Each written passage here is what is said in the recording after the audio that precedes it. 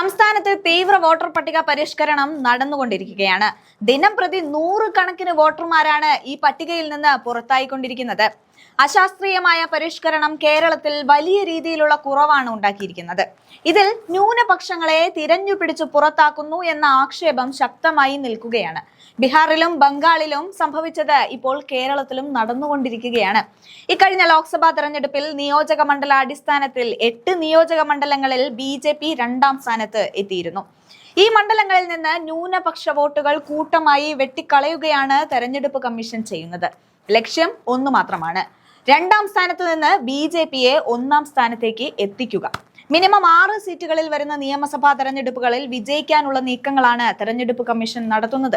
സംസ്ഥാനത്തൊട്ടാകെ voter പട്ടികയിൽ നിന്ന് നീക്കം ചെയ്യുന്നവരിൽ 22% BJP 1ഉം 2ഉം സ്ഥാനങ്ങളിലെത്തിയ മണ്ഡലങ്ങളിലാണെന്ന കണക്കുകൾ പുറത്തുവരുമ്പോൾ വലിയ കള്ളക്കളികളാണ് പുറത്തു വന്നുകൊണ്ടിരിക്കുന്നത്.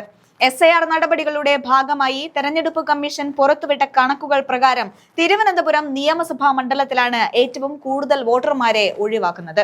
ഇവിടെ 58,828 പേരെയാണ് ഒഴിവാക്കിയത്. ആകെ വോട്ടർമാരുടെ 28% വരും അത്. കഴിഞ്ഞ തെരഞ്ഞെടുപ്പിൽ BJP 2ാമതെത്തിയ മണ്ഡലമാണിത്. കൂടാതെ BJP 1ാം സ്ഥാനത്തെത്തിയ വട്ടിയൂർക്കാവ്, നേമം, കഴക്കൂട്ടം മണ്ഡലങ്ങളിലും വോട്ടർമാരെ നീക്കം ചെയ്യുന്നവരുടെ എണ്ണം വളരെ കൂടുതലാണ്. BJPക്ക് സുരക്ഷിതമായ വഴി ഒരുക്കാൻ തത്രപ്പാട് പെടുകയാണ് തെരഞ്ഞെടുപ്പ് കമ്മീഷൻ ചെയ്യുന്നത്. സുരേഷ് ഗോപി വിജയിച്ച തൃശൂർ ലോക്സഭാ മണ്ഡലത്തിലെ കണക്കുകളും ശ്രദ്ധേയമാണ്. ഗുരുവായൂർ ഒഴികെ സുരേഷ് ഗോപി ലീഡ് നേടിയ 6 നിയമസഭാ മണ്ഡലങ്ങളിലും അജ്ഞാത വോട്ടർമാരുടെ എണ്ണം കൂടുതലാണ് എന്നാണ് തെരഞ്ഞെടുപ്പ് കമ്മീഷൻ അവകാശപ്പെടുന്നത്. സംസ്ഥാനത്ത് ഒരു ബൂത്തിൽ നിന്ന് ശരാശരി 50 വോട്ടർമാർ പുറത്താക്കപ്പെടുമ്പോൾ BJP ലീഡ് ചെയ്ത ബൂത്തുകളിൽ ഈ സംഖ്യ 200നും 300നും അടുത്താണ്. ഉദാഹരണത്തിന് തൃശൂർ മണ്ഡലത്തിൽ സുരേഷ് ഗോപിക്ക് 559 വോട്ട് ഭൂരിപക്ഷം ലഭിച്ച 29ാം നമ്പർ ബൂത്തിൽ 337 വോട്ടർമാരെയാണ് നീക്കം ചെയ്തത്. ഇതോടെ വലിയ അധ്വാനമില്ലാതെ സുരേഷ് ഗോപിക്ക് ഇനി ജയിക്കാനാകും. ഈ ഒഴിവാക്കിയവരിൽ 334 പേരും കണ്ടെത്താനാവാത്തവർ എന്ന വിഭാഗത്തിലാണ് ഉൾപ്പെടുന്നത്.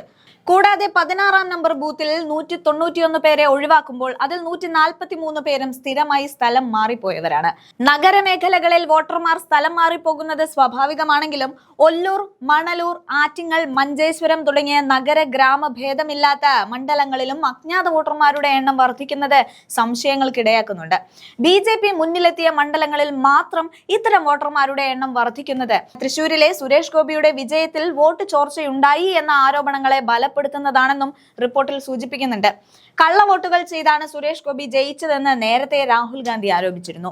ഈ പട്ടികയിൽ തൃശൂരിൽ നിന്ന് ആളുകളെ കൂട്ടത്തോടെ ഒഴിവാക്കുമ്പോൾ അത് രാഹുലിന്റെ ആരോപണങ്ങൾ ശരിവെക്കുന്നതിന് തുല്യമാണ്. എന്തായാലും സംസ്ഥാനത്ത് SIR നടപടികളിലൂടെ ഏകദേശം 25 ലക്ഷം വോട്ടർമാർ പട്ടികയിൽ നിന്ന് പുറത്താകുമെന്നാണ് കണക്കാക്കുന്നത്.